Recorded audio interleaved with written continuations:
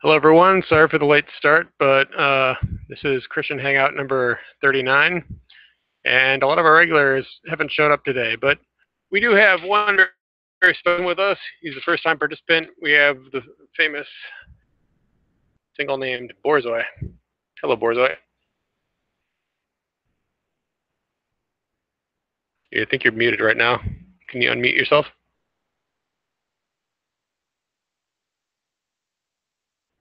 Wow, this is awkward.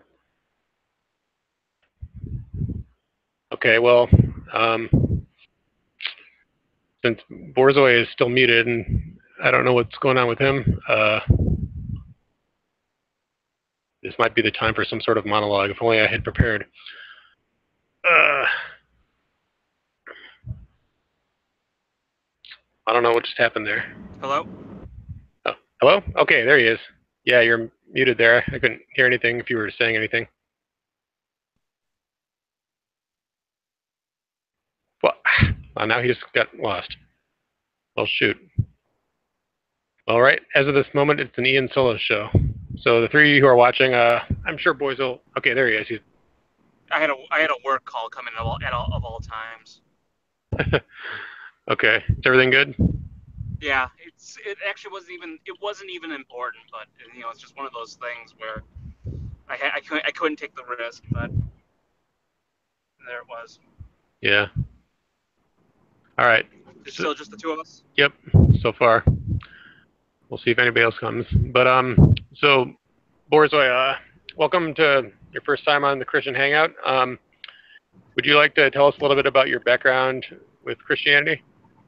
Absolutely. Okay. So I've if people who are familiar with my works might have heard me mention before, especially on the Godcast. If you're not, to put it simply, I did not come from a religious background whatsoever. If you were to, you could look at different parts of my family and you find different nominal backgrounds. I have a Lutheran background, I have a Catholic background, that's the largest one, and I have a Russian Orthodox background. But by the time my generation came around to being born, nobody pretty much went to church. I was baptized, but that was it. They didn't even bother to put me through any of the other sacraments. So I was left alone in this world, kind of having to figure things out for myself. So I had the kind of the funny reverse betrayal that a lot of my friends growing up had. I had a lot of friends who went to church and fell away from it as their kind of rebellion. I was the one who wanted to go to church because I felt like I was missing something in my life, and that's even to this day I still kind of feel that way. I like that I was just kind of not given the proper upbringing in that regard. I hold no ill will towards my parents or my family for not doing that. They were always cool with me looking into religion because that's just how they were. They were of the idea that, well, when you're old enough and this is something that's important to you, we'll support whatever you do, but we just didn't feel like it was right for us to push anything on you. So, unfortunately, though, I end up spending a lot of time in the wilderness trying to figure out. I doubt. It's actually. I haven't told anyone else this, so exclusive right here. But yeah, I had a phase where I was like looking and dabbling with Buddhism, and I looked at everything at one point. Even Islam, I briefly looked at until I realized like this is, yeah, I definitely don't believe this. And things just didn't click until one day I found a Russian Orthodox church, and I decided to just go check it out. I had a connection who knew of somebody who knew the priest there, and she ended up taking me there during Bright Week, and that's the first time I really felt what I would call a religious or transcendent experience. It's where I felt the presence of the Lord in Christ, and that's kind of been the development I've been on ever since. It's always a constant struggle. It's I can see why having that upbringing is so important. because it gives you the foundation to be able to grapple with future problems. And that's it, that's where I am. That's basically where I'm at right now. I'm Russian Orthodox, so All right. I don't know if you're looking for any more specific details into that. I've bumped around a bit to different Orthodox churches, trying to find one that, because the thing is, I'm not getting the community that I want, and part of that is because of my American background. And it's why I understand people who, because there's always the meme of that, you should become Orthodox, and Yeah. I actually I understand people to become Orthodox for cultural reasons. That actually is a huge barrier, because even if you see the truth in it, it can be, if you feel like an outsider, it's just hard to, it affects your faith when you feel like an outsider in the church. As Christians, you're supposed to come together in fellowship, and if you don't feel that, impair your ability to practice. Yeah. I know that experience too from having explored Orthodoxy. Yeah, for Americans, that's a very response. And then you have the Orthodox Church of America, which has a lot of problems of its own due to the kind of people that converted to it.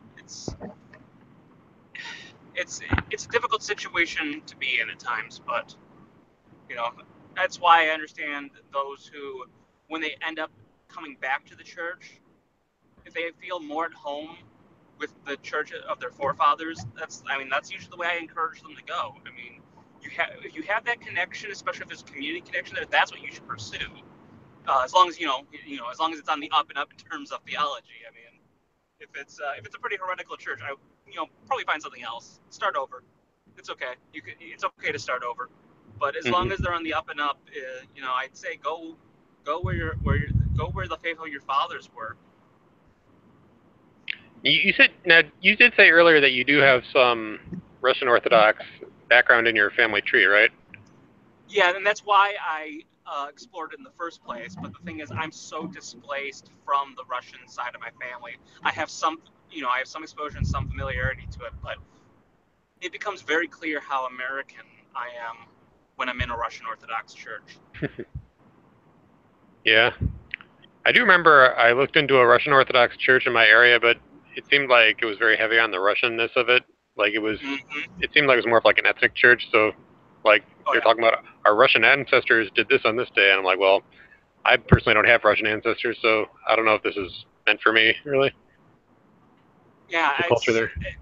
that's how it was for the church that I went to.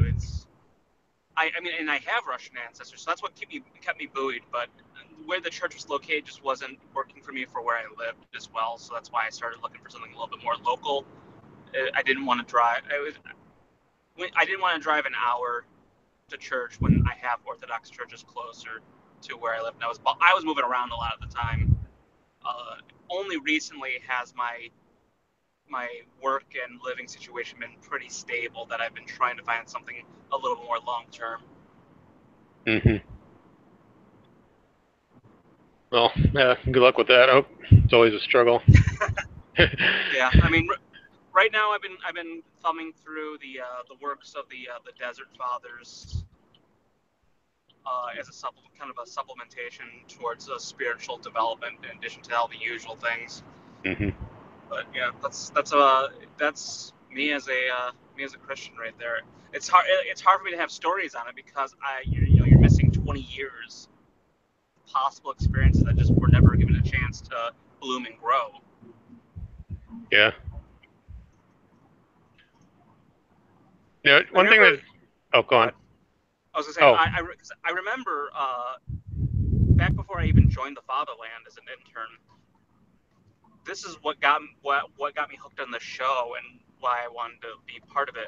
It just always stuck with me. I remember an episode they did where they all kind of went into their different religious backgrounds, and I'd like to find the study about it, but I'm pretty sure Jim was citing a study that showed that fathers have the largest impact a child stays with their religion. Oh, I think I remember that. Yeah. Yeah, if you children of single mothers are more likely to fall away from their religion than if the father is in the picture. Yeah, that doesn't really surprise me at all. Yeah. Yeah, I was listening to a Stefan Molyneux video the other day. It was actually one from about a year ago, but for some reason it was suggested to me, so I watched it, and it was one of the call-in shows where he was talking to a woman who was of Caribbean descent, and she's black. So, but she's talking about how she doesn't really feel a connection to other blacks in America because she feels like a lot of them are dysfunctional. And one thing she commented on was that when she grew up going to church, like there were hardly any men in the church. Like all the adults were women, pretty much. So the only males you saw there were the sons of the women, whereas the men were more. And Yeah. that's basically how churches die. That's you want to see the first step to how a church dies. It's pretty much that right there. When the men aren't there, over time it will eventually fall away. There's a lot of factors that go into that, but when you see a church that's just overwhelmingly women, especially older women, it's both just for multiple reasons. That church's expiration date has been set. Mm-hmm.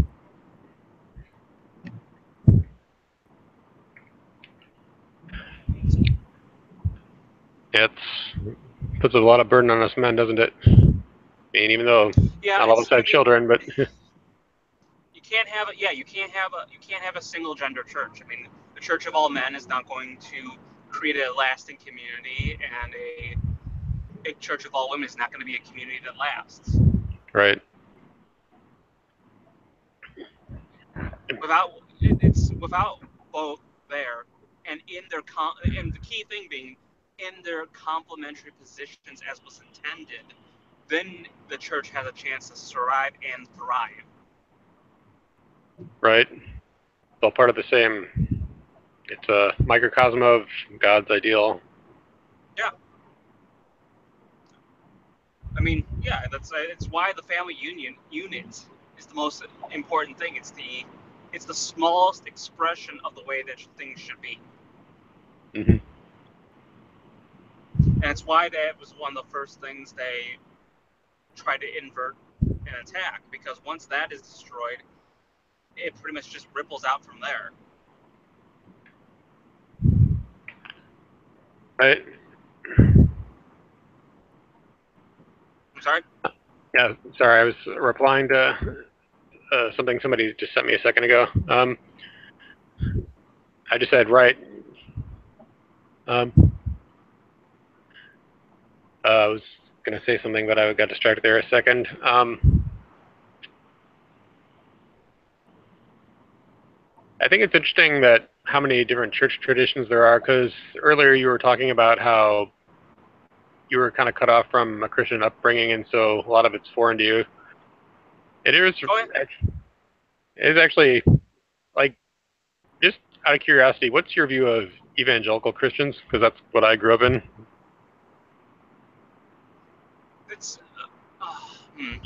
first I would just like that's like this is opening up a can of worms right here. Yeah. But first I want to mention that I like that you were mentioned that I kind of struggle with some of these Christian traditions, because it's one thing I did not like being the position I didn't like being thrust into is kind of being the representative of Orthodox Christianity and the alt-right, because I don't consider myself that, and there's a lot I don't know.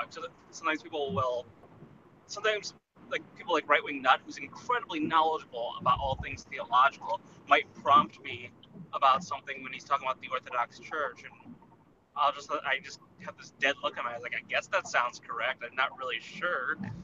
It's I'm still constantly learning.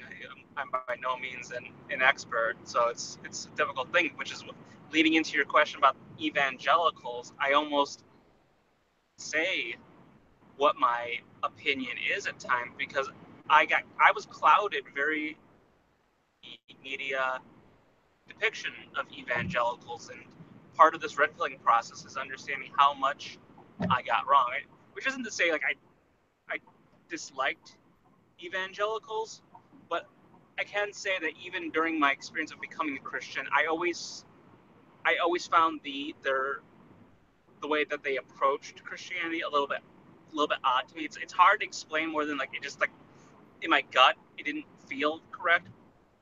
Like saying that because I don't like having the view that it's just a feeling I have and I can't explain it and I can't justify that. So I mean, how I feel about evangelicals now, I'm trying to learn, and actually, Right Wing Nut from the Godcast has been a very good window for me into that because I think that's kind of what his background originally was, if I recall correctly. So he's kind of, I mean, there's criticisms to be made, but because of the way that the evangelicals were made into a punching bag by the media, I almost hesitate to even criticize evangelicals at this point. They've been one of the strongest they have issues, yes, but they've also been one of the strongest bulwarks for Christianity in the United States, even if I don't necessarily agree with some of the expression of it. Yeah.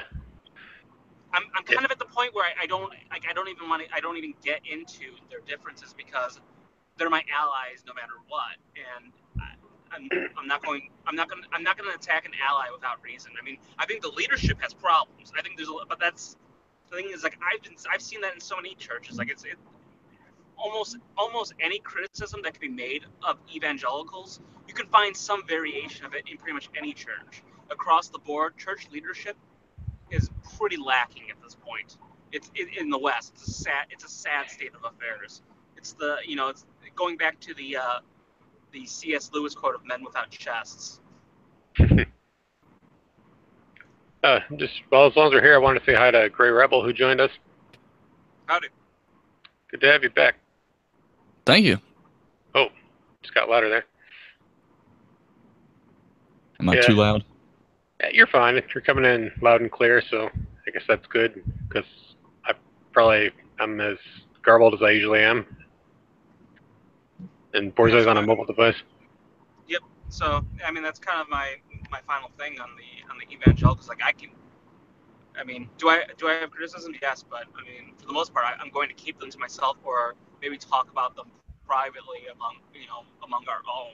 Yeah. I mean, Well, I mean, the reason I brought it up was because having come from that background myself, I probably mentioned this before on different places, but it really was only recently that I found out how evangelicals are kind of looked down on by a lot of the world, because when you grow up in it, you just feel like this is just what Christianity is. So when you see like Catholics or like Orthodox, is hardly even on your radar for most of them, and like it really wasn't on mine. And it's just like, dude, this is Christianity. So when people attack Christianity, a lot of times they're interpreting it through an evangelical lens.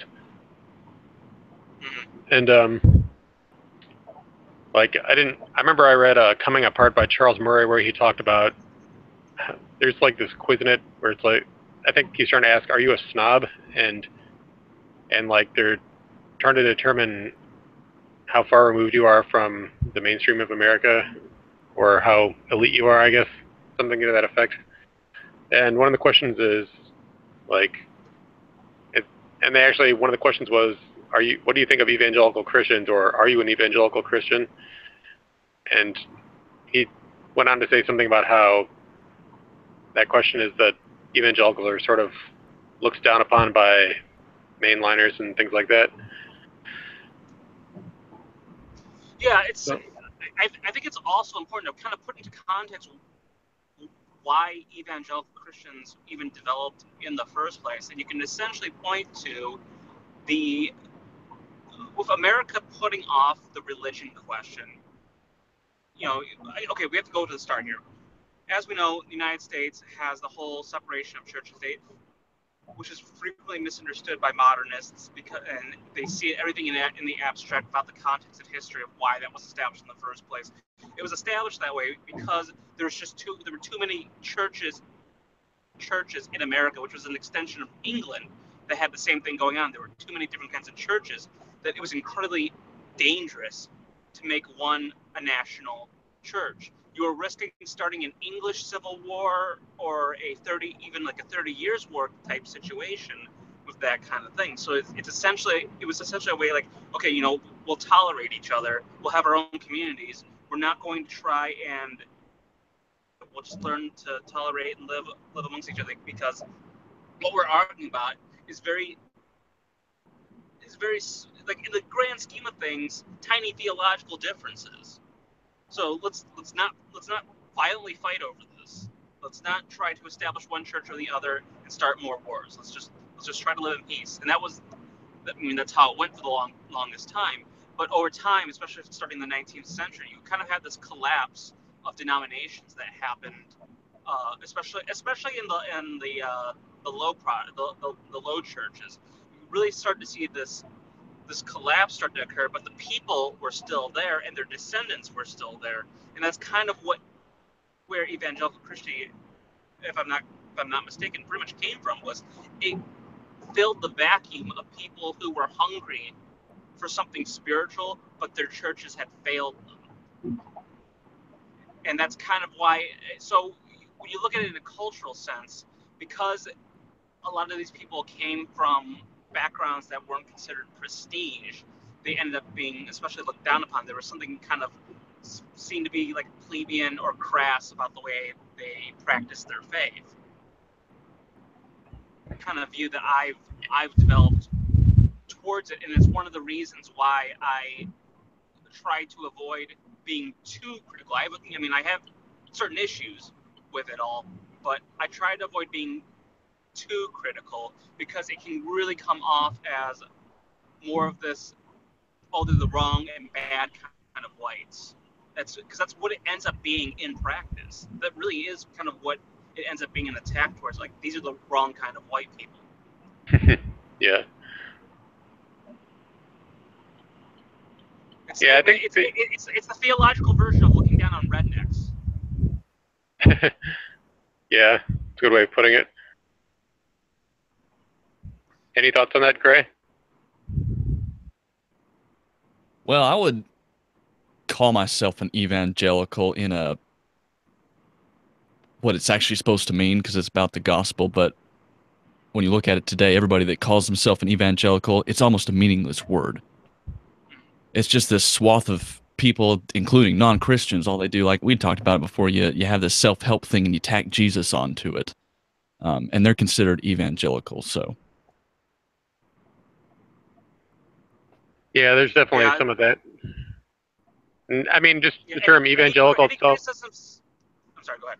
Oh, I was just going to say, the term evangelical is about evangelism. So, I mean, I think a lot of the more older denominations, they don't place an emphasis on evangelism as much. So, with the evangelicals, they are more about spreading the word, but they do it in sort of a, what am I trying to say? They do it in a way that's sort of like gimmicky. It's sort of like they're trying to sell you a product almost. That's how it comes across sometimes if you go to an evangelical service. It seems like they're very big on like trying to get you in. It's like almost like a business venture. Yeah, now that's when I have legitimate criticisms of the way evangelical. That's where like my actual criticisms come in, where I'm not comfortable with the practice of it. Where it does, like, I mean, like, the ultimate expression of it ends up being Joel Osteen. Yeah, we've talked about him a lot here. He's barely at church at this point. Yeah. But I can say from my own experience growing up in the evangelical world, like, there are a lot of people who do have very sincere faith. So, I mean, I don't know. I'd have to go and I guess I'd have to look more today to see what people think. I think most evangelicals are sincere in their faith, but they're kind of like just average people who lack good leadership and can be easily led astray when, you know, the world is against them and their leaders don't have this sort of contra mundum attitude. Mm-hmm. Yeah, and there's also, I mean, if we're gonna like do our legitimate critiques of also have I have a major issue with the whole kind of Left Behind books and rapture theology that was especially big in the early aughts. I remember Yeah, those. I remember all that. It was really where I'm from in Michigan. We have a couple pockets of very strong evangelical Christians, so it was something I was definitely exposed to growing up. We're by no means evangelical country, but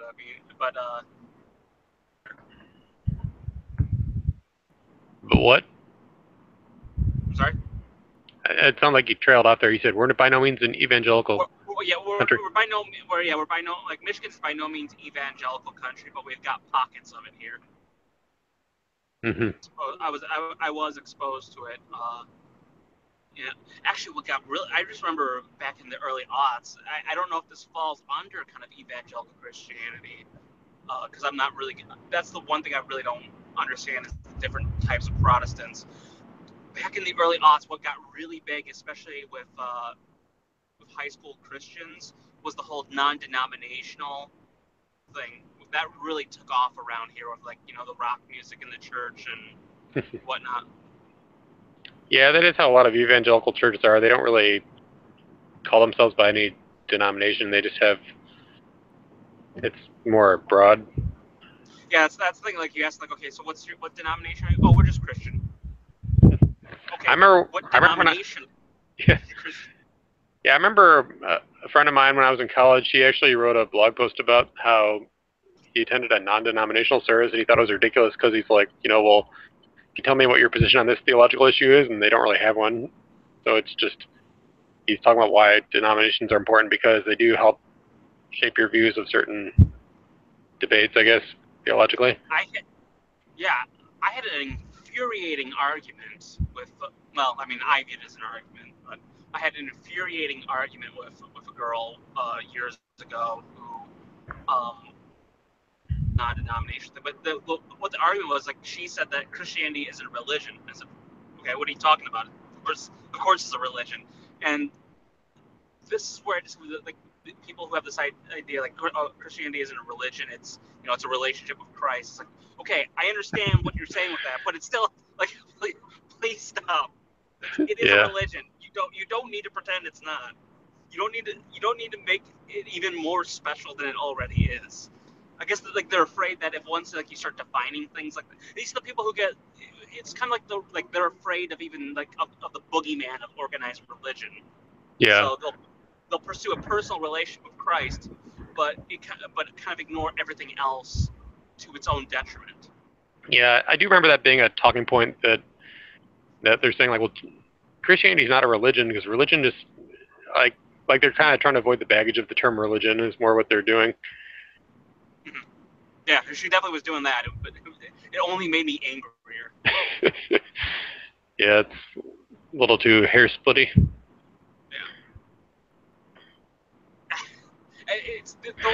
Those are always infuriating arguments for me to have because it comes from a being afraid of liberals judging them, and I'm even when I was kind of in my wandering phase, I was always pro-religion. I viewed it as that mystical other, that thing that was denied in my life. So I always had a positive perspective on them. So when I could only view those kind of defenses as a way of protecting themselves from friendship with or being judged by liberal atheists, and it just this is before I was red pilled. I didn't understand exactly the dynamics that was going on, but it was just I knew on a gut level this is just wrong. Why do you care? They're gonna hate you anyways. Yep. Yeah, it's funny how so many people want to be accepted by their enemies, but they never really are. It's like unless you really pretty much disavow everything you believe in, they're not gonna, and just stay in your place and don't threaten them. They're gonna be. That's the only way they're gonna be fine with you. Like it reminds me of Rick Wilson, that guy on Twitter, the the guy who hates Trump with a passion. Like, Yeah. you read the threads of his tweets, and all these liberals are saying, Rick, you're my favorite Republican. Why can't they all be more like you? I'm like, when your enemies love you this much, I think you're doing something wrong. Yeah, it's and a lot of it is, from what I can tell, on the Christian side of things, is born from just we had a couple generations of really bad, people misunderstanding the gospel quite a bit. So you have ideas of loving your neighbor and loving your enemy, uh, misconstrued of what the intention is for that, of turning the other cheek, misconstruing that. We have so many, like, it ended up creating this very level of Christians that never existed within Christendom. Even at their most pacifistic, Christians were always forceful with their beliefs. Mm-hmm. Yeah, that's very true. Like, I hate how we kind of get put into this corner where we're like, well, don't like force on people, don't beat people over the head with it, don't try to be don't try to be too militant about it, because you'll just put people off. And even in my own experience, I do try to I try to live out the way in my daily life, but I often will be kind of like guarded about talking about my own views, like telling people specifically that I am a Christian and that this is why I do things. But like, I think people can tell there's something different about me, but they don't. I've never like really tried to like discuss the religion itself with them or talk about my faith really explicitly. So I guess even for someone like me who really does want to live it, it's still hard because I still feel like I don't want to get into a fight with anybody or alienate people. Yeah, I mean, there's a time to be silent. I mean, we don't have to always be with it. Every context is important, but there are times where we are called to testify. And if people have a problem with that, well, that's their problem, not ours. Yeah, it does require courage sometimes. Yeah. I think we're going to see a contract. Well, I mean, we are, but I think it's just, I don't know if people are ready for what that's going to look like. We're going to have a contraction of Christianity within the United States. We're already at the point now where white Christians are now no longer, I can't remember if it was majority or plurality, probably majority, but we're already at that point now. We're going to see a large contraction of people who saying nominally that they are. That there's just no reason for them to do it, because the prestige factor to being in that community is gone now, because there are no more communities. So you're going to see a large contraction where the Christian communities get smaller, but I think stronger for it. Yeah, I think so too. Because the people, it's the people who are serious will stick around and they'll build. There won't be as much dead weight anymore. Yeah. Winnowing processes can be painful, though. Yeah, I mean, it's an unfortunate process to go through, and I wish we weren't going through it, but I don't really see any way that it's going to. As much as I would like to turn back the clock, the simple fact is, like,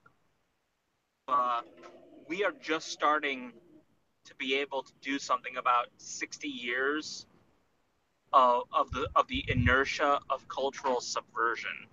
So I think we're doing a good job building something new, but we're not gonna overnight stop 60 years of their progress. Mm-hmm. Yeah, I always say I'd really like to be able to see the future and like just even like 10 years from now, see how things change, to see what direction it's going to go in. I'm sure it's going to be fascinating from our present day perspective. Oh, definitely. I mean, it's weird that Strauss and Howe, who did those those books about where they define the different generations. I believe that's where the term millennial came from to begin with. I believe they predicted that the crisis point, because they basically viewed they generations come in cycles, so every 4 generations kind of cycle out. And I forget the terms for each of the generations. Like you have a hero generation, the artist generation. I don't remember the exact terms for it, but it kind of goes in with that whole hard time. Bad times create hard men create good times create weak men. That kind of it's similar to that kind of cycle. But basically, they were predicting that the crisis point for this next cycle would be when the millennial generation came of age around 2008, which go with their tea leaves on this. You have that as the where the economic problems really started to begin.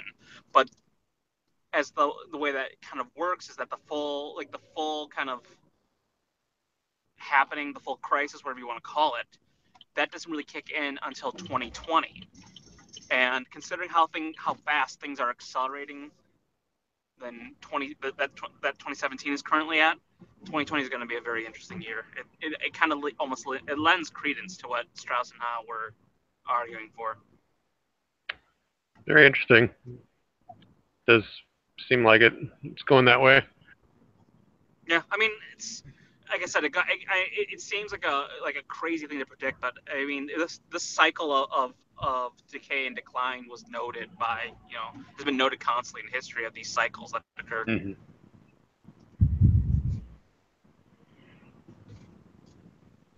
It's interesting how we talk about generations a lot, and I guess it was recently on the Daily Show they mentioned the Xennial thing. How it's like it's like a mini generation between millennials and Gen X. That's kind of where I fit in. I'm about that age. Yeah, they have these little kind of stopgap generations. My parents are the exact same way, except they're not Xennials. They are culturally they're more part of baby boomers, but they're not part of they are after the cutoff point for boomers, and so they created a little stopgap generation called Generation Jones. And Generation Jones, you can basically view them as the baby brothers and sisters of your standard boomers. And those children, because they grew up in the last vestiges of kind of like that 1950s, early 60s white America, they actually tend to be a lot more conservative than baby boomers in general. And that's the generation my parents come from. So I wouldn't be surprised that the Xennials, that kind of area, are kind of in the same, because they got to see the last parts of what Gen X grew up with. So would that be like early 60s or something? This Generation Jones? Yep. Okay, yeah. I remember... The cut point that they consider, I mean, they kind of give these rough event points for cutting off a generation. So for American boomers, the cutoff point is, regardless if you're a man or a woman, the cutoff point is, would you have been able to be drafted in the Vietnam War? That's the cutoff point that they consider for baby boomers. If you were after that point, you're kind of not considered a boomer. But then you have a few years where they're just way too early for Generation X. They just happen to be too young for certain events to occur. So they never really had the anxiety, for instance, of being drafted into the Vietnam War, but they experienced the events that led up to that. So you have Xennials kind of going through and the cutoff point for millennials is 9/11. If you were old enough to have a memory of 9/11, my sister is going to be in whatever they call the stopgap point between millennials, Gen Z.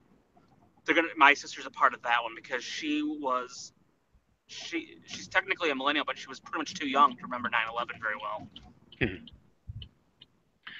Well, yeah, I mean, as far as dates go, I grew up thinking of the boomers as being people born between 46 and 64, but I know that some of the early 60s, I remember Ramsey Paul actually had a video where he talked about that. He said, I've never really felt like I was part of the baby boomer generation, even though he was born in 63. And he's a Generation Jones guy then. Yeah, basically, because he's just a bit older than the Gen Xers, but he's kind of... I'm sorry. But there's also that just remind me. There's another cutoff point that they consider for generation for baby boomers is that living memory of the JFK assassination. I'm not sure where my mother would fit in. She was born like at the very end of the 50s, so I guess she's technically a boomer, but she's not really like, I don't know. She's not like your stereotypical boomer. My father is She a sounds bit like older. she's probably a Joneser. If she's at the end of the 50s, because my father was born at the end of the 50s. He's a Joneser. Okay. He was only 5 when JFK got shot, and he doesn't really have any memory of it. Yeah, my father definitely remembers JFK getting shot. He's told me about it because he was born in the mid 50s. He's definitely a boomer. Your dad's definitely a boomer. What's interesting about the boomers is recently I was talking with him and about the boomers, and I sometimes pick on him for being a boomer, and I'll make boomer jokes and mention boomer posting and stuff because he really does fit a lot of the stereotypes that they talk about in the alt-right, like how he's kind of gets confused by certain technology things. Hello, are you receiving my emails? Yeah, I don't think he does that, but it's still like, I mean, he's been on the internet for over 20 years now, but he still kind of like gets confused with gadgets and things like that sometimes, and it's just kind of funny. But but I know one of the stereotypes about boomers is that they boast a lot, and he says that the reason for that is because the boomers had to face a lot of competition in the job market. So like if you made it, you're definitely proud of yourself. That's how he explains it, at least. Okay, sure. Well, that's what he says. That we were under. I think like he means that way if he wants. I think I think what he's saying is that they were put under a lot of pressure to succeed, at least maybe where he came from. So that's how he saw it. So I guess the difference would be they had jobs where they actually had jobs that they could get into, but then you had to work hard to succeed. Whereas we're fighting just to have jobs. Yeah, that's a whole other issue there. Yeah, I guess my dad and my uncle are both boomers. My dad always makes fun of himself for being one, but they don't really have any or many of the tendencies. So it's a good thing for my family. Worst tendencies I tend to find are in the older boomers. The younger boomers don't tend to not have as many of those boomer traits that we tend to make fun of. Yeah. You're like ones born in the 40s. Yeah, like the ones that were born in the late 40s and early 50s, like the younger boomers, and especially the Generation Jonesers, tend not to have those issues. But like I said, the Generation Jones people are more conservative than their older siblings were. I'll be right back. My uncle's in his mid-60s, but he is a doctor, and he did a whole lot of training in Memphis in bad neighborhoods when he was in college. So that kind of. So he got red pilled. Yes. I visited him over the fall, and he had some very interesting stories about that. Yeah. Did he have people drinking gasoline there? Didn't have that. He worked in a ER that was also tied, I think, with the prison system. So he would have to deal with inmates. And apparently the Memphis police back in the day were pretty heavy-handed, and it kept things pretty safe. Oh, well, not that way anymore, though. He probably dealt with the people from the Tennessee Lion Gang and stuff like that. There was during that time period, there was still like organized crime stuff going on in the South. Really? Never heard about that. The Lion Gang? I mean, the Tennessee Lion Gang. They were on the border area between Tennessee and Alabama. Those are the stuff that were if you're familiar with Sheriff Buford Pusser, the guy who was the basis for the movie Walking Tall. He was right. He was the one who cracked down on the Tennessee Lion Gang. Okay. That was back when the dry counties were a lot more prominent and had a lot more power, and so there was still a lot of moonshining going on that they had to crack down on. Yeah, moonshine. That sounds like a stereotype, but it really was a thing.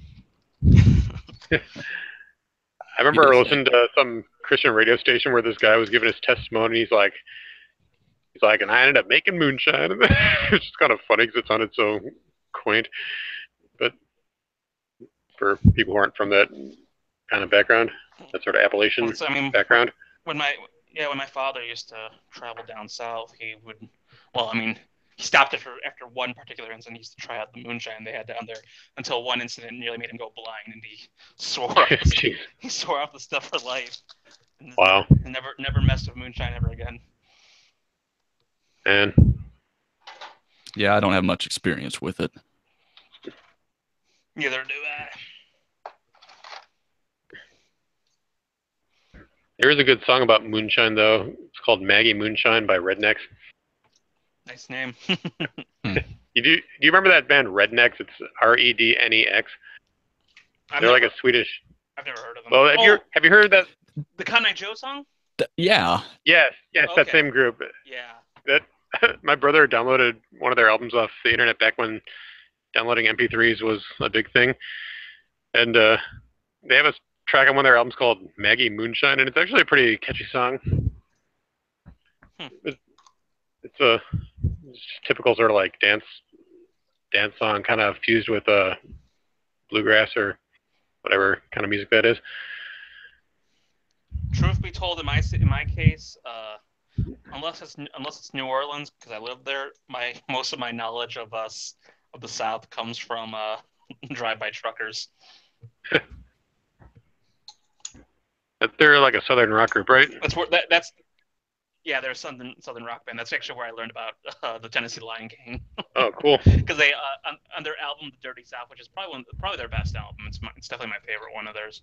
On their album The Dirty South, they have a 3-song trilogy about it from the criminal's point of view. And yeah, that's pretty much, like, if I know anything about the South, it's because of the Drive-By Truckers.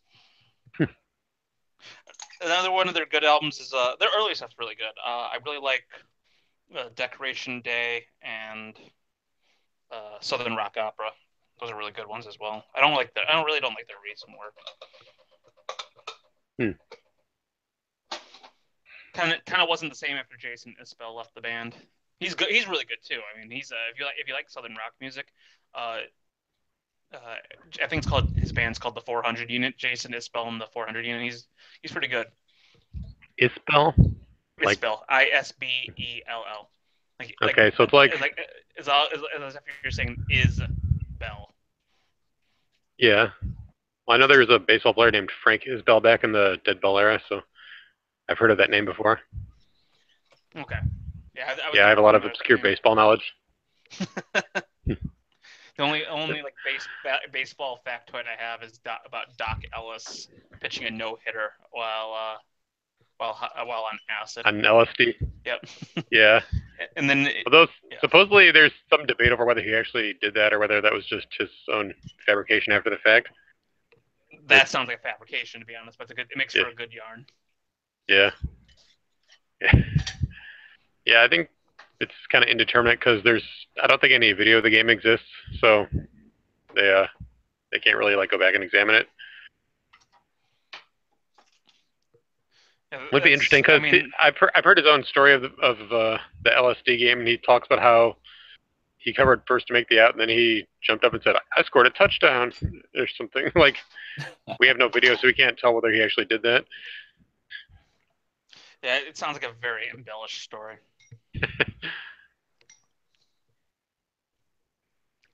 Yeah. But yeah, like you said, it's a good yarn. Yeah. I mean, that's the kind of stuff this actually came up recently on a Jazz and Jesse.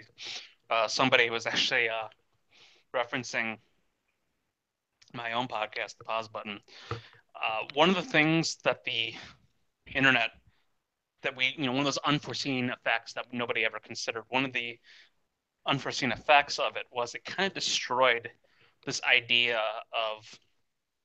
of kind of of culture at a certain time and place, because everything is available now, everything is on demand. So trends are moving at the speed of light now, and there's just nothing that kind of is cohesive towards an entire group of people anymore because everyone's connected and everyone has access to everything. So we're kind of now, it's one of the reasons why like you especially have this huge revival of stuff like vaporwave, which is taking 90s music and playing with it, and you have synthwave, which is taking 80s music and playing with it, and there's really, unless like you're really into the hip hop, there's really nothing new that's kind of coming out. It's just flashier and flashier pop music for the most part. But another consequence to that I see is that you don't, because everything's available all at once, you don't have that chain anymore. You don't have that ability to hear a story from your uncle or your grandfather talking about, oh yeah, I remember when I saw this, and I was like, hey, I saw that. Oh, I just pulled it up myself. I can see it too. Have you don't Very you don't interesting have observation. somebody you don't have somebody telling you about their experience of seeing and viewing something, which you almost think that's like a really boring way to experience something, but it actually imparts. It's what I call, like, I call it the chain, because I always refer to our chain being broken. You had this chain to your past, and it wasn't what they saw that was important. It was the fact that your ancestor, somebody you were related to by blood, was taking a piece of the past, personalizing it, and handing it down to you. And we don't have that experience anymore. Yeah. It's I still do like to I think talk it's to one of the older reasons why relatives. yeah. Oh, I was just saying, I still do like to talk to older relatives about stuff when I can, just because there's a lot of stuff I don't have extensive records of. Yeah. Like, just think, like, there are still some things I can pass on that's not recorded elsewhere. So it is always good to avail yourself of that opportunity when you can to talk to older people about what they've seen. Yeah, and once those old timers are gone, we're going to lose that experience. Especially when we get down to the point where the oldest generation was completely raised on internet, which will be like kind of a combination of millennials and Gen Z, like that. All of that is gone. Past is essentially like the personalized past. I mean, the past will always be there, especially in terms of our digitized records of it. But our personal connection to the past is just gone. It's obliterated. Yeah, we're only going to remember clickbait. Yeah. Well, it is. The thing is, though, over time, it usually takes historical perspective to really identify the hallmarks of a generation, because, like, I remember in the 90s thinking there's something special about this time period. Like, it's very undistinctive, but now that the 90s are over, I can look back at them and, like, point out all these. And same with even the 2000s, because, like, sometimes I'll hear a song or something and think this sounds like something that might have been released in around 2002, just because it might have, like, a heavier drum beat, or like just the way it's mixed sounds that way, or something like that. Like, I'll just pick up on little things that put me in that early 2000s time period. So I guess, but it's just like when you're there at the time, it doesn't seem as quite as coherent, because it's just what it is, and it's not something you're looking at in a historical context. Mm-hmm. Yeah, a couple years ago, my grandfather wrote down some of his earlier memories because he realized he was starting to forget things. So he wrote down his life before he went into World War II over in Italy. And I've got a copy around here somewhere, but the things that happened back then, the way that everybody just was, is just different. It was, when was that? Late 20s, I guess, to 40. It's when he had quite a few of those stories. And it's just weird going to those same places and knowing things that happened and seeing things how they are now. And it's just completely different. One story he had written down in there is that when, I forget exactly, I'd look it up. I don't know where it is in here. Apparently their army was going through Murfreesboro for something.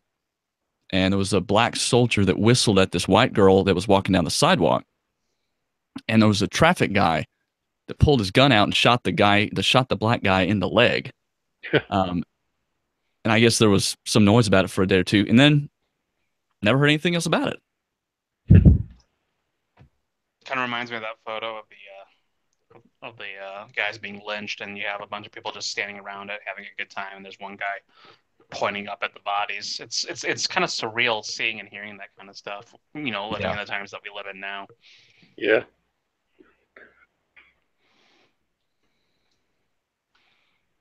I know what you were saying about your ancestor there was reminding me kind of like it is so bizarre looking into the past at times. Like when I hear stories about my great grandfather, the one who was from Russia, and I got some of his stuff like decades after he had passed, and among the things that in addition to keeping a journal that he wrote in Russian, which I still need to translate, he also was like collecting in English just random poems, like anything, like any poem that he saw like in a newspaper or a magazine or whatever that he liked, he'd clip it out and keep it in this little this little, I guess, book or whatever, a chapbook or whatever you want to call it. Hmm. And yeah, I mean, like a lot of the stuff, like I was looking at, like none of these were poems or poets I'd ever heard of. It was just like whatever amateur stuff he liked. He would just clip it out and keep it in a chapbook, and you don't see stuff like that anymore. No. It's funny because there's this constant search for authenticity within our culture now because we don't feel like an authentic people. And then you look at the kind of stuff like that our authentic ancestors did or were interested in. It seems almost quaint by comparison because we have an idolization of them, but they were just regular people at the end of the day. I mean, like our ancestors were also normies. They were normal people. There was, you might look at what your great grandfather liked, and you're like, wow, my great grandfather had terrible taste in poetry. Yeah, we're all looking for some big. I was telling my brother this the other day in a way, but we're looking for that big event, something big to hold on to, and then it's really the little things, the simple things that you have to ground yourself on. Yeah. And it's always the best memories are the little ones. Yeah. Mm-hmm. This conversation has reminded me of something I've been thinking about lately. I think maybe this has been discussed in alt-right circles before, but it's the whole concept of subcultures, because there seem to be a lot of subcultures out there. I mean, you could even possibly say the alt-right is a sort of a subculture, but it is interesting that's a consequence of the internet. Yeah, that's true, because people are usually able to connect with people with similar interests more easily now. But I mean, I guess it's just interesting how people looking for an identity often will find like a subculture of some sort to latch onto. I've actually been looking into subcultures lately just to kind of understand them more.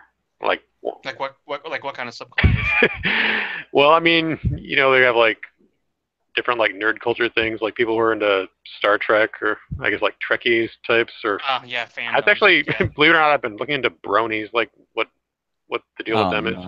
I've been asked on several occasions to do an episode on bronies, and I'm kind of afraid to do it. I really am. Like, I think I can get good material out of it, but I'm the one question that looms overhead every time I do this is, but to what end? What am I achieving by examining this? I maybe I'll do like a mini pause button on it or something, like, or just do it on fandoms in general. That might not be a bad idea, but yeah. I mean, if you have any specific questions about bronies, I know I'm a little bit familiar with it, just as an outside observer. Yeah, that's one of those. What kind of self-hatred do you have for yourself to subject yourself to just that mind-numbingness?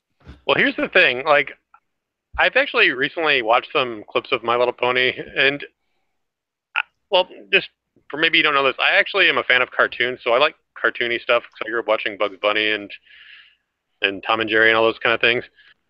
So, like, I can see how just from a purely cartoon aesthetic, My Little Pony, the current show, has a lot of good qualities in that department. Like, there are a lot of really funny visual gags and stuff like that. But I mean, it's a well written as a media as a piece of entertainment itself. It is a well written and well done piece of entertainment. Yes, that's what I'm saying. But I guess it just gets weird when you have these like people who dress up as ponies and they collect these figurines, and like I don't think I could ever go that far. Oh, with it. that's innocent compared to what else goes on. That's just Well, yeah, I know that. innocent right there. I know there's some of them are weirdos. I've watched a few like mini documentaries on bronies just to see like what is it about these people like, and it did seem like some of them do seem like your typical like soy boy neckbeard types, but there are also some who do seem like they're kind of broken people looking for something they can belong to, and that's like one guy's like, it's all about tolerance, man. I'll tolerate anybody, and I don't know. To me, again, that's kind of like an anti-culture in a way because it just says we don't have any real values. But I mean, the show. It seems like the show itself, the theme is about friendship and talking about how to be a good friend, and it's done in uh, typical, you know, uh, female way, I guess you could say, and just be nice to people, be friendly and kind and stuff. You know, really basic. But I guess it's appealing to people who think that they can. Is just sort of an escape. Well, there's a couple things to this. One, we cannot underestimate, and I'm not doing like the meme autism. Like we cannot underestimate the level of Asperger's and autism that is in the brony community. That is definitely there, and you see it actually across a couple of different fandoms, like the Homestuck fandom, for instance, is also very rife with it. The what and, fandom? Homestuck. I don't know. Well, I get a chance to plug my show right here. I actually did an episode on this recently. Okay, so Homestuck is I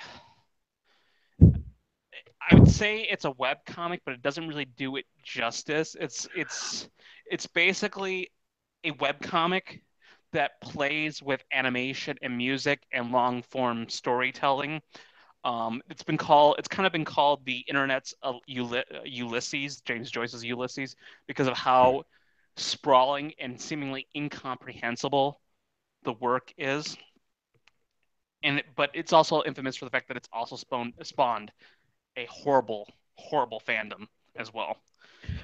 And this is a common thing you see across these infamous fandoms. It's just how horrible they are. One thing that you see, which the tragic part of it is, like I said, there is a lot of autism and Asperger's in it, but there's also just people who, as you said, they're broken people. These are people who have not been socialized well. They come from families and situations that probably didn't raise them right, or they followed media messages. Like there's a lot of different factors that go into create broken people. So you have these different confluence of events, or congruence, whatever the word is. You have these different coming together of events that just create these people who have no sense of themselves and no community and nothing to write them. I mean, like, we've always had weird people among us, but because you had strong community ties, you had that factor that reinforced normalcy. It's like, okay, you're a little bit weird, that's okay, but you need to keep that in check. And it gave, and they would be going to events. They'd be going to church events, or they'd be going to just regular community events, school events, all kinds of things where everyone knew the different families involved, and it helped keep those antisocial tendencies in check. It wasn't a perfect system. There was always going to be people who just were beyond saving. You're always going to have that in society, but it's so much more widespread now because our communities are fractured and alienated now. So the alienation has gotten completely worse, and now you have, and the I guess you call it the whammy effect to all this. The thing that makes it such a perfect storm is you have this permissive, intolerant culture that praises you for being weird, for being maladjusted, for being messed up, and so there's no incentive to try and try and get your life together. If there's a problem, it's not your fault. It's everybody else's fault. Yeah. If you have autism, you could do something like make Roger's thesaurus, because I think Roger was like a compulsive list maker, and that's how he came up with his idea. I bet you that guy probably had autism. Yeah, and a lot. I mean, And I was nameless on. it's a spectrum, and so you have people who are on different levels of functioning. I mean, like the people we often are we're often familiar with like the people who are in the unfortunate situation of having children with a low functioning level of autism where they basically need constant care and supervision because they're just developmentally different. I mean I almost hate to use the term, but I guess that's the correct term to use. Like they're very neuroatypical. Mm-hmm. They really do need they are special needs. They need special education because they just simply in their development cannot function in the larger world. But then you have people who are on the higher functioning set of things, but then they don't have any assistance to integrate. And so like one common factor, I always forget if it's Asperger's or just autism or if it's both. But I Well, mean, Asperger's is like part of autism. I think, in yeah, fact, it's on the Asperger's spectrum. is now. I think they've actually gotten rid of the classification Asperger's syndrome and replaced it with autism spectrum disorder. So technically, Okay.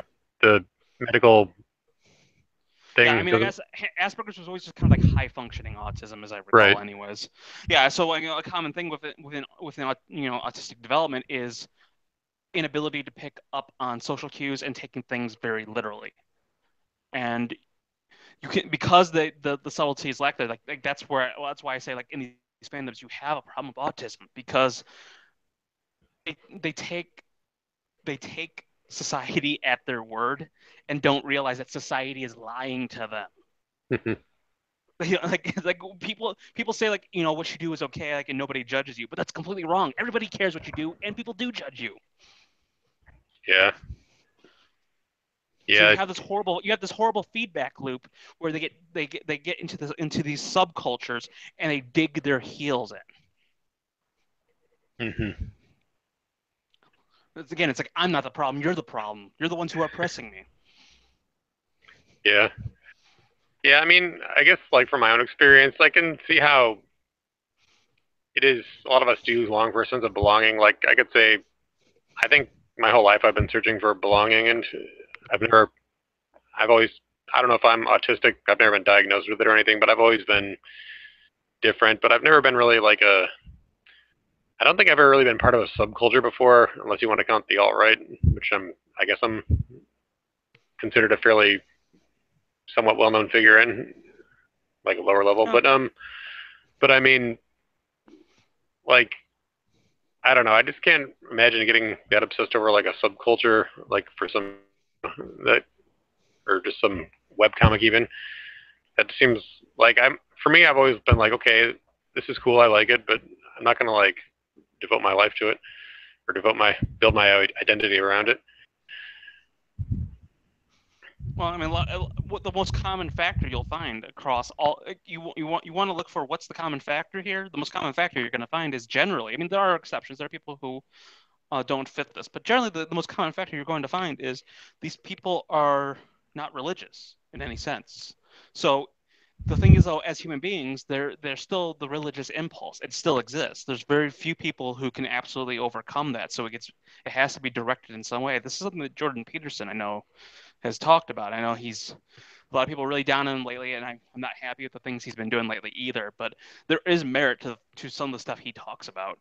And one of the things I remember him bringing up on the Joe Rogan podcast, is like that's what these comic book heroes, for instance, which is another subculture right there. That's what they are. They're gods.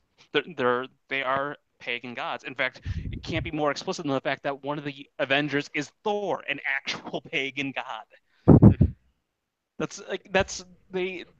That is where what is being pretty much transmitted, especially in these hero type stories. Now, not all fandoms are related to hero type stories, but this impulse towards religion, the impulse towards community, and all these other things that they cannot find in real life get misdirected towards consumerist entertainment. Mm-hmm.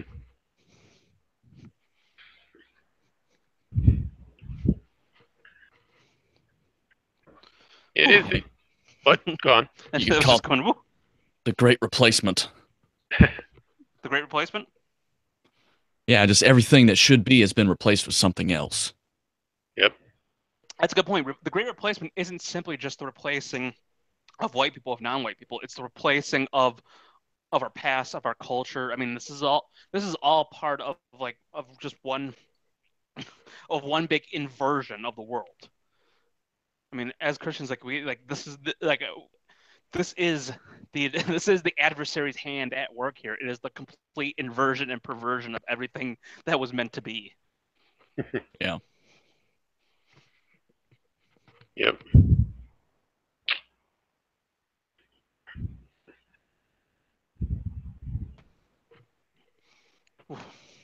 I didn't think I'd be getting into such heavy topics on this, to be honest. No, it's okay. I mean, this is the kind of stuff we discuss here. Oh yeah, no, I'm having a good time. Yeah. Do we have any other topics, or do you guys have any other questions about subcultures? I can talk about subcultures all night. Well, I remember. So, like, it's been interesting how you talked about. You said people suggested doing a Brony episode of Pause Button. Mm-hmm. Like, I mean, would you actually talk about the show itself? Because, like I said, I think the show itself doesn't seem like it's that bad as far as like. Yeah, there's nothing. Like, I mean, if I had a daughter, I'd probably let her watch it. Yeah, it's not really that bad.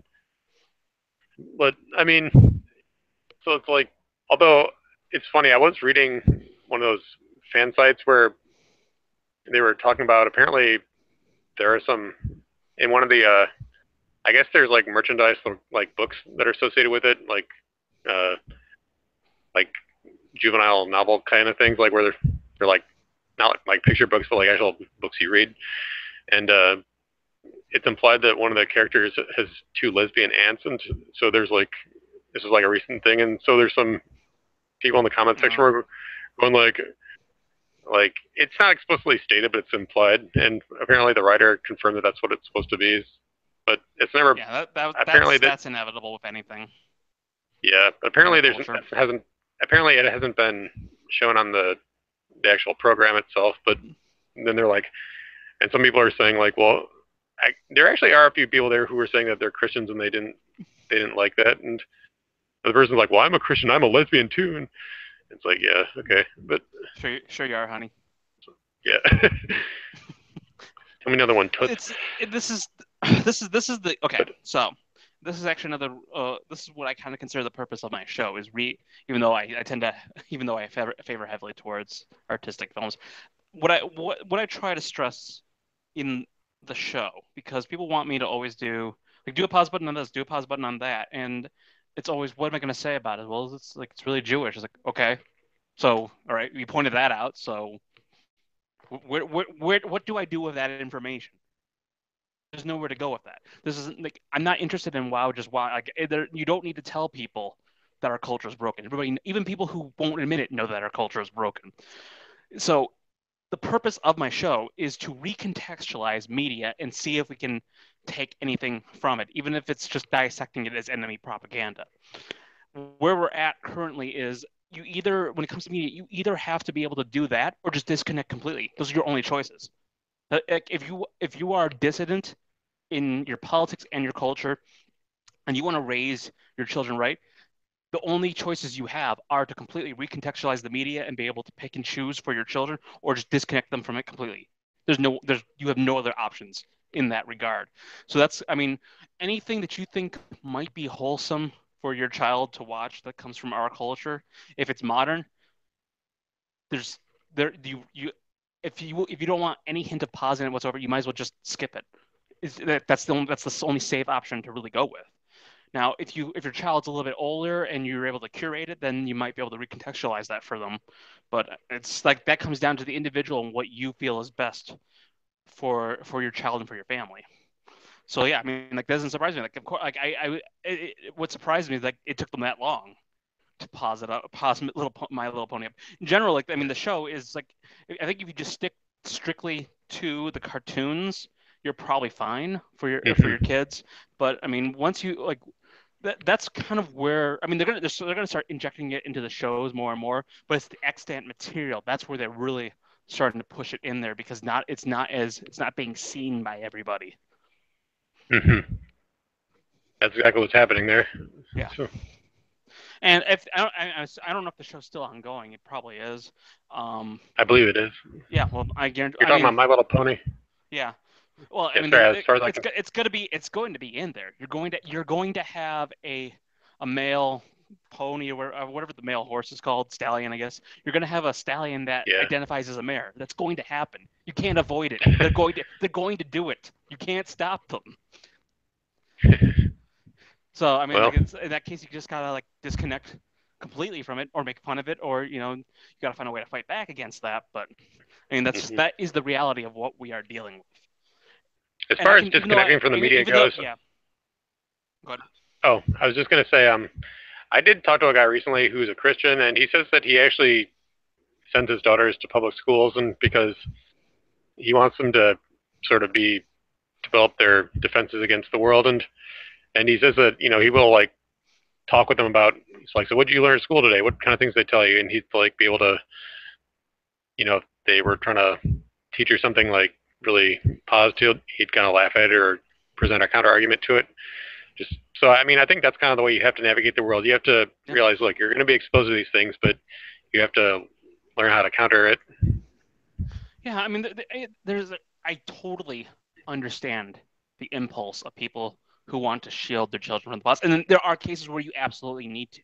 Like Yeah. there's no amount of talking to your child that's going to overcome the level of exposure they might get in certain places over certain things. So that is always, I mean, like I'm not saying like you need to expose your children to this so they'll build up their defenses. There are times where you need to definitely like they should not be experiencing this whatsoever. But Yeah. I do like I mean I agree with that guy you're talking about. Like there are times where you have to build up their defenses for it, and they need to see like especially if you especially if we're Christians, we're going to become a minority. They have to be able to deal with a world that's going to be hostile towards them. And it's an unfortunate, horrible reality to bring a child into, but that is the reality we have to deal with. Hmm.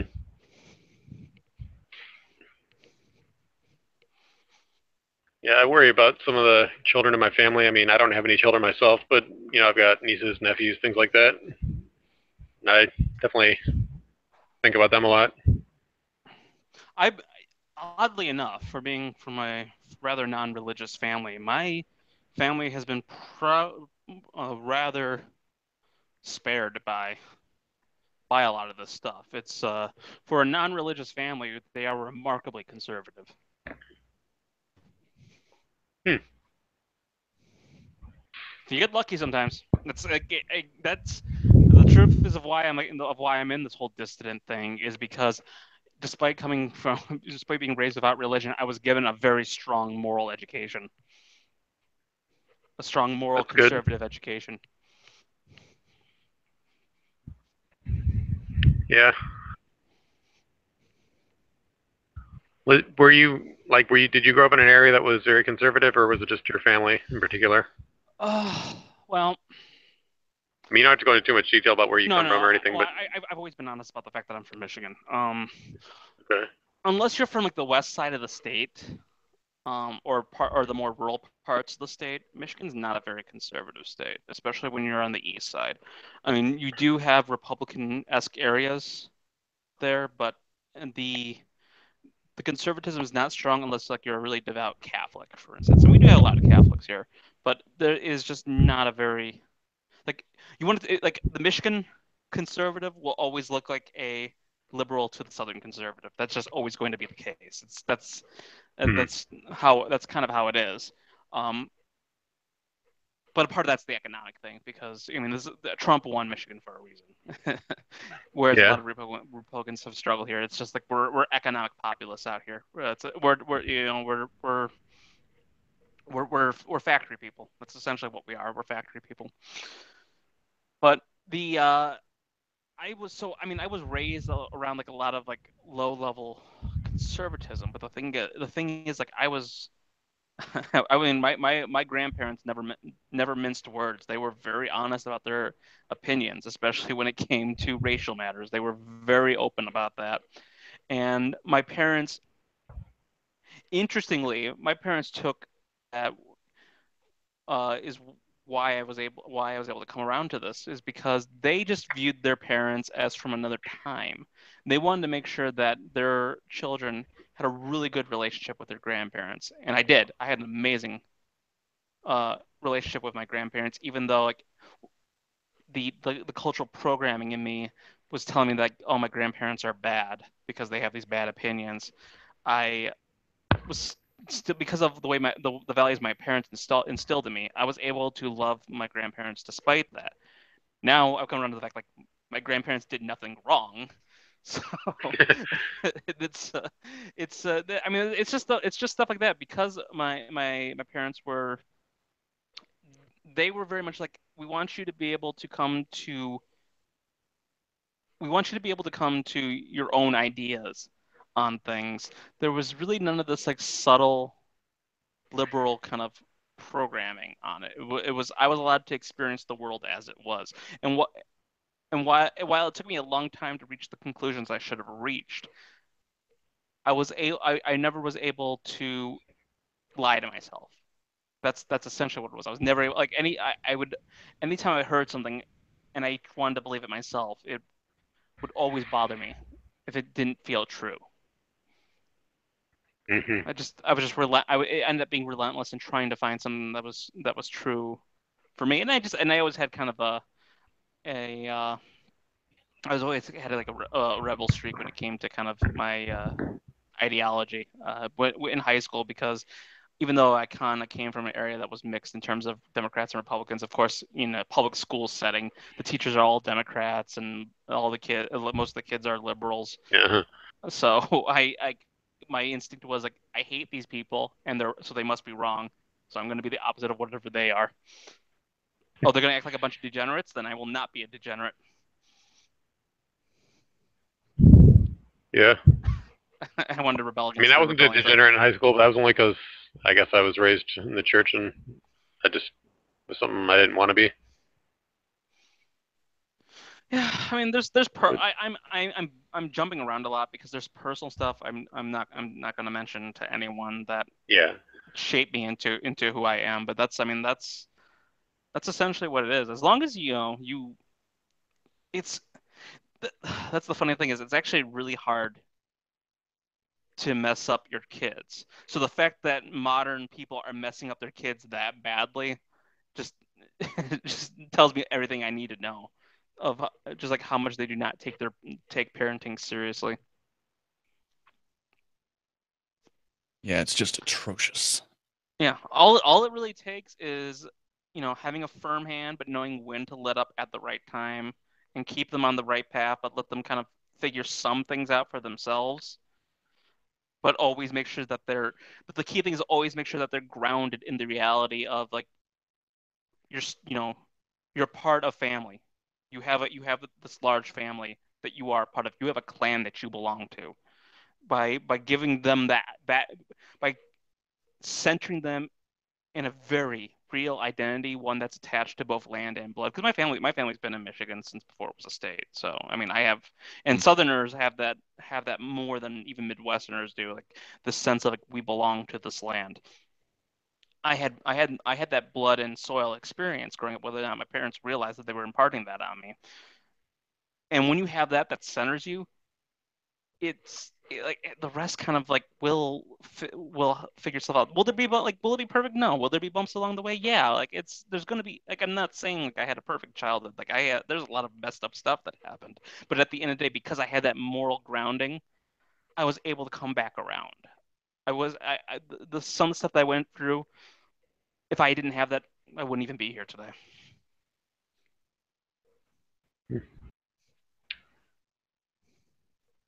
Yep. Home has to exist. If there's no home for somebody to go back to, they're gonna end up being lost in this world. Amen to that. Yeah. I think in some ways that's kind of how a lot of Americans feel about Europe. They feel like Europe is in some ways a home. They want it to be preserved because that's where we come from. But like once that's gone, it's like, what do we have? Yeah, and Or like, that's something I stressed actually quite a bit in my True Stories episode, one of my favorite episodes that I did on the pause button, because I don't share this optimism that some alt-righters and white nationalists have that because we are white, we are pretty much destined to succeed. I mean, like I look at history and the amount of civilizations that have come and gone, and they're just like all that's left of them are just footnotes in books that are read by people who don't really care who they were. I mean, these people are just gone now. The Assyrians, one of the greatest empires of the world, they still exist as a people. They still exist as a people, but they're a minority now in Muslim lands, and the only people who know about them at this point are people who are interested in history. They're as a people, they're just gone. They and they're dwindling day by day in their numbers. It's this is we we are part of a long line of people who have come and gone, and I would like us to be able to preserve that, but there's no guarantee of success. That's to me that to me like that's what makes us what we're doing even more important because there's that urgency. I see no guaranteed success in any of this. It's something we're gonna have to fight really hard for. Yeah, that was one of the issues that I'd considered when I was being red pilled. Was that, oh yeah, there's all these places you can go and visit them or go to a museum, but the people are gone. And then you start considering that and you go, wait a second, whoa, whoa, whoa. I don't want to be like that. I don't want to be on a museum shelf. I want to be living and breathing. Yeah. And that really grabs hold of you. Especially when people at the museum don't necessarily care about it. Yeah, they're just there a lot of them are just there to impress the girl they brought there on a date with. Yeah. Your best hope is to be a set piece for somebody else's date. No, only the nerds will go read the plaques. Yeah. Yeah. And then they'll come up with a lot of their own fantasies of who you were as a people. Yeah. You know, if you don't want your story to be written by somebody else, you have to write it yourself. It's a very good phrase there. I have a couple of them from time to time. You have your moments. Yeah. You could write your own and make sure your people are there to tell it themselves. Yeah, it's there's Cormac McCarthy. He's an interesting American writer, and these themes come up in some of his works. But the one that stands out to me is "No Country for Old Men," and the backdrop of it quite a bit is I mean, like I believe I can't remember when it's set. I think it's set like in the 30s or 40s, possibly 50s. No, it's set. No, I'm sorry, it's set in the 60s. That's right, because the character, one of the characters claims to be it's supposed to be like a Vietnam veteran, so it's set in the 60s, and it's right at that time when America was definitely on the cusp of change. And I don't remember how. I think that the book ends exactly the same way as the movie, but the sheriff character that's in the movie, played by Tommy Lee Jones, he the case his last case, which was the basis of the entire story, is I believe is what ends up kind of leading to his retirement. He's pretty much shaken up by it, and he recounts to his wife a couple of dreams he had, and this is where the movie ends. The spoilers for everybody. The last dream he talks about is where his father is waiting for him, and he's supposed to be carrying a fire. I believe I'm remembering it correctly. And it tells like this is tell everything can be you can kind of get everything from the title of this, "No Country for Old Men." This country is not for the people of the past anymore. It's changed too much, but he still dreams of carrying the fire that connects him with his father, with his past, with his people, with his country. You know, everything's changing around you, and you feel like a stranger in your own land, but there's still that impulse to carry the fire, to make sure the fire doesn't die out. It's a good movie. I recommend everybody see it. Yeah, I've heard a lot of good things about it. I've never seen it though. Yeah, a lot of people are going to get angry at the climax of the movie. And I understand why, but you know, it's like that's Cormac McCarthy and the Coen brothers for you. One of these days, Have you done a pause button? I'm sorry. Go ahead. I was going to say, have you looked at the Coen brothers for the pause button? I've name dropped them a lot because I love the Coen brothers. I love their movies. I am a huge fan of them. I talked about them in connection to David Mamet a lot, because especially because I find the Coen brothers a very interesting case of Jewish filmmakers who do not like their own people. There's a common trope among Jewish art in that the Jewish people often refer to as the self-loathing Jew. They're self-aware of it quite a bit, and they're rather disdainful towards it. Of Yeah. the self-loathing Jew that wants to be part of Gentile culture, that hates where they came from, and I think the Coen brothers fit that to a T. One of them is married to Frances McDormand. And then you look at all these anti-Semitic caricatures that are in their movies. It comes up in Miller's Crossing. So it's especially disdainful towards the religious Jews. It comes up, but it's not just the religious Jews they're disdainful towards. It comes up in one of the recent movies, Hail Caesar, as well, where they blatantly show that the Communist Party was especially in the communists in Hollywood, were basically all Jews. Like they have no qualms about protecting their people from it. The sense I get from them, and you look at the stuff you look at what they're really into. Take Oh Brother, Where Art Thou? One of their most popular movies. Imagine this like in any other kind of liberal filmmaker making a movie about the South like they do. Now, of course, there are people like there are like their liberal politics is in it, but it's actually very nice towards Southerners in that movie. Like they don't portray typically does.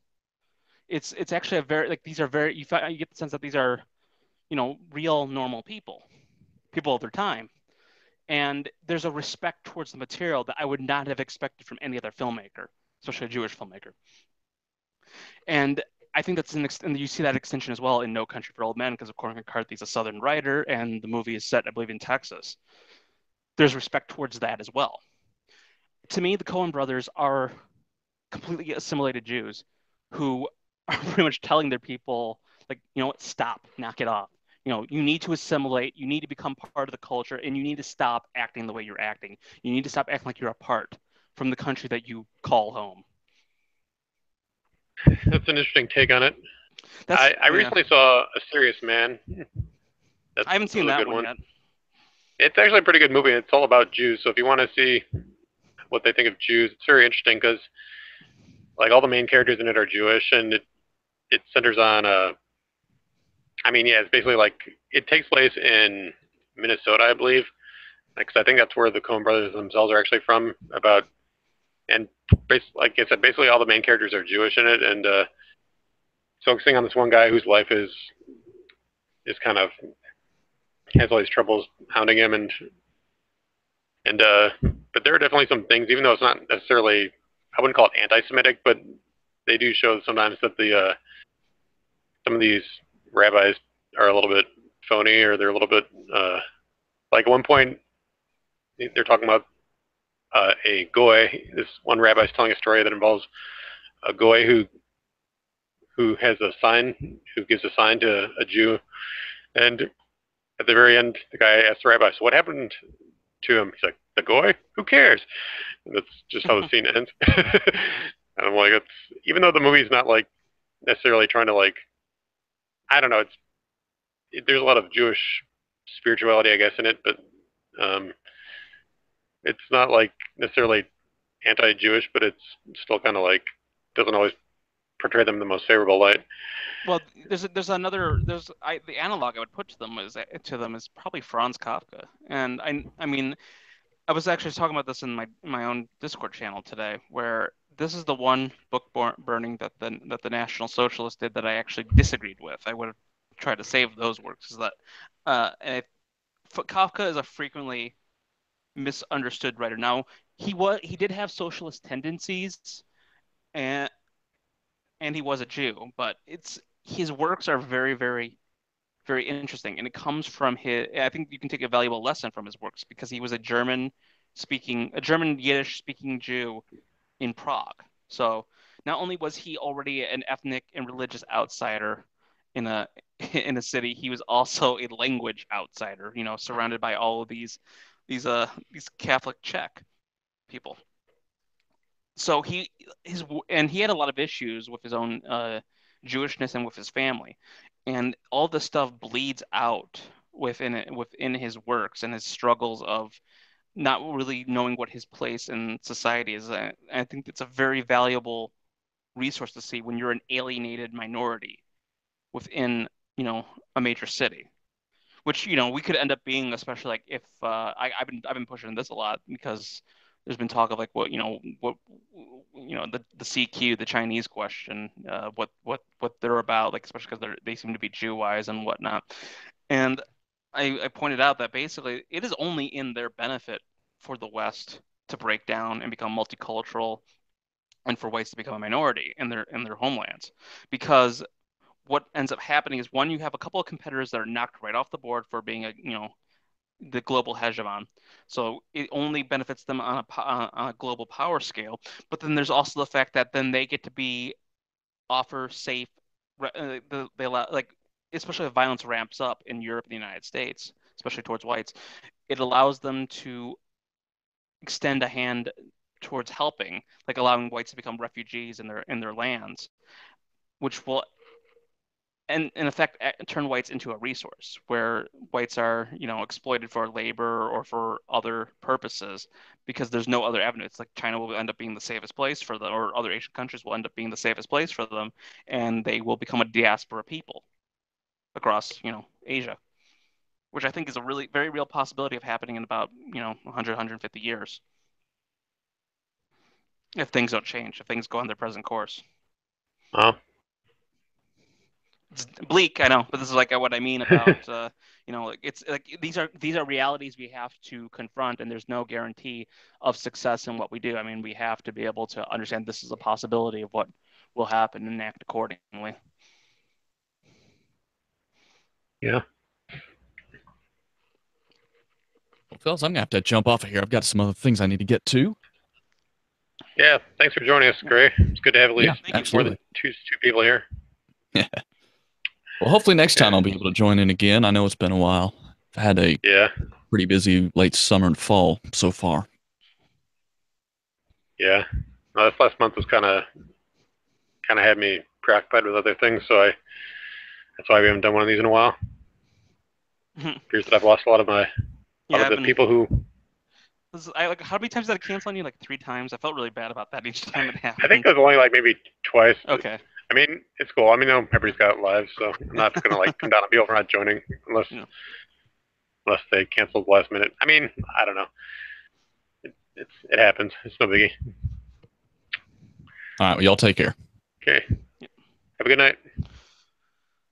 Do you have any other questions? Because it's getting to kind of be about 2 hours, so I might call it a night. Yeah, I mean, I was actually going to say sleeping well. Yeah, me neither, actually.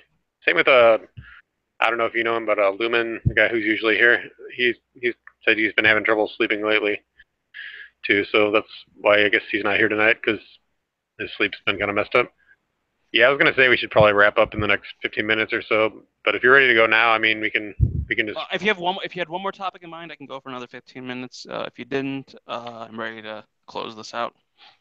I didn't have any other topic in particular. Like I said, it's just good when you have intelligent people who can just converse on whatever topic comes to mind and to see where it goes. Okay, I will end on this because I do not, and this is an extension of what we do in the Fatherland. I do not like ending on a depressing note. I try to avoid it as much as possible, and the like, oh, we're going to become a diaspora exploited people in China is kind of a bleak note to end on. But like I said, that is something that could happen. It's not something that will necessarily happen, but being in this, you have to be open to the truth, no matter how awful it is. And as Christians, like, the most important thing for us is to create communities. Like I always say, like, we have to create our own parallel institutions, parallel societies. Mm-hmm. We have to be able to do that, and we have to make families. We have to become. And if you're not making families, then you need to find that community that you can part of, where you get to have that role in that community. The last thing you want to do is isolate yourself completely. It's there's much work to be done. There's so much work you can be doing right now, and there's so much work I could be doing right now. I mean, that's like I think about every day, like when I'm at the office, and I realize, like, I can actually, if I really put my mind to it, I can utilize my time a little bit better here. I can be doing like I can be working towards something that's going to both, just fulfill me as a person and also fulfill me towards the beliefs and ideology that I have. And it all comes down to action. I don't know how you are about language on here, so I'll clean this up. But That's right. I say we should keep it clean as best we can. That's my policy. So I'll clean this up. I said this recently, and I'll reiterate it. Like kill the excuse maker inside of you. Yep. I know Reddit of all places. They have a subreddit for no zero day, and no zero day is a day where you've accomplished nothing, where you've done nothing, where you've just kind of barely existed, if that. And I hate Reddit, but it's not a bad thing. It's good advice. Like make every day count, even if it's the smallest thing. You can do so much. It's so easy to get. I mean, we say black pill. It's so easy to get despondent over what's happening in the world and get obsessed and consume all of this current events. Current events is no longer things that are happening. It's a thing we are consuming. Like you can go so deep into that rabbit hole. Like you need to pull yourself out of that. Like there are things like they're so far out of your power. You shouldn't even like if you're losing time over it, go lift, go do something else, clean your room. I don't know, do something else. But trust me, you're not doing yourself any favors by hitting that refresh button constantly.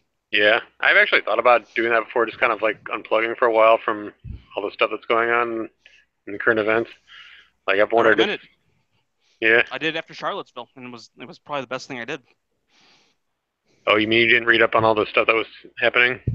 No, I was like, this is so out of my power and ability to do anything, and it's just making me angry and depressed. I need to focus on my family right now. I need to focus on myself. I need to focus on my job. This is not something I can be investing my time in because I have no power to accomplish anything in this regard. And getting angry all day long is not going to do me any good. So now I'm getting caught up in everything now that I have the time to do so. But I took a month off, and I stand by that decision. It was the right decision to make. Yeah. Yeah, I might do that at some point, just kind of take a hiatus from my online activities. Yeah, I think everyone should do that at least once a year. Yeah. So, I mean, I guess it's been about a month since the last Hangout. I can't even remember when it was, but it's probably been at least a month. But that was more just because I was focusing on other things. I mean, I was still up on Twitter and stuff like that.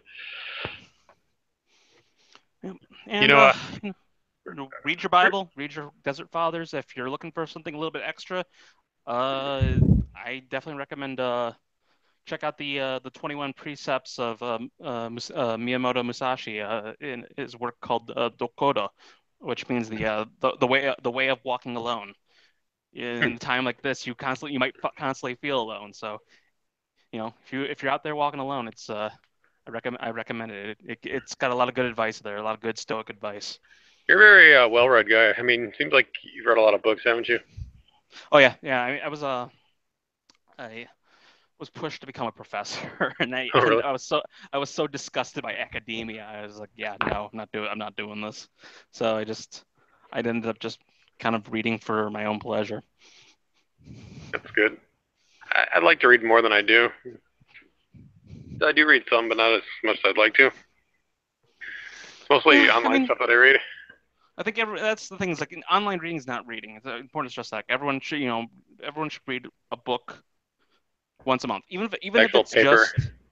Even if it's just like something that is a cheap, consumable story. You don't want to be hooked up too much to like. So I mean, like where current events become consumption. Like at that point, you're not even reading. You're basically refreshing to try and hit a dopamine high. Mm-hmm.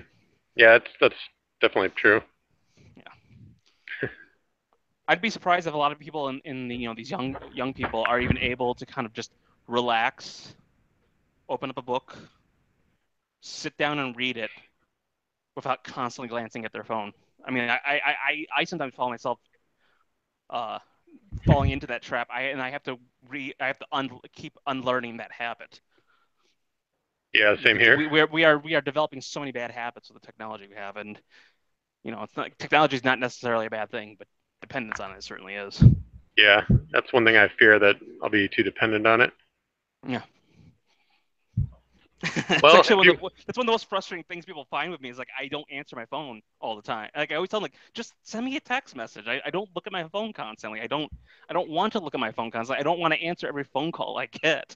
Just send me a text, and I'm sorry if I don't get back to you right away. Like I don't want to live on my phone. And so, but a lot of my family especially find it infuriating that I'm so hard to get a hold of. It's like, where I live. I live down the street from you. You can stop by my place. You don't need to blow up my phone. Yeah.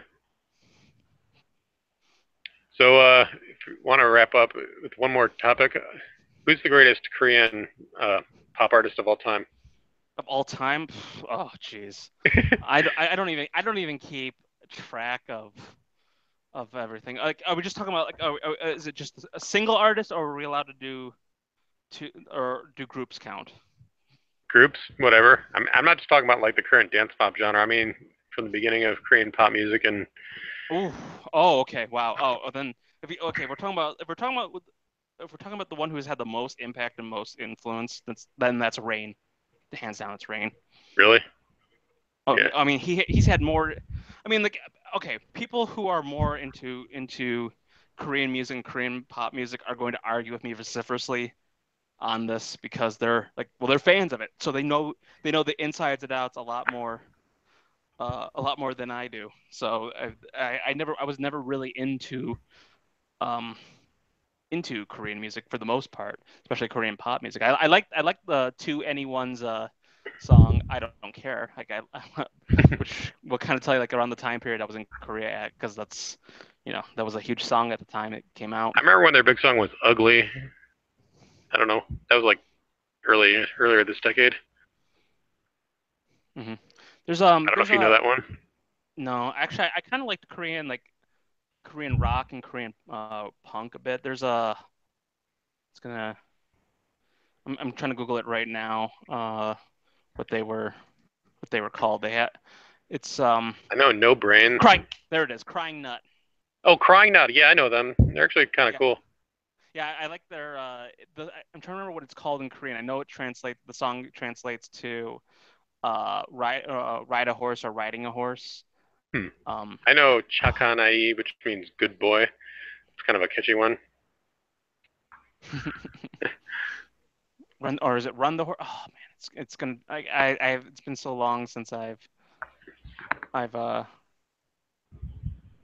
done Crying Nut, and I can't. Oh, it's here we go. It is let's see if I remember how to read Korean. Maldorija. Yeah, Maldorija. Maldorija.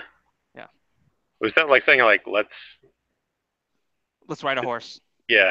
I said ja ending usually means like let's do this or something. Yeah. And this is the really autistic part of this show where everybody starts leaving. Well, yeah,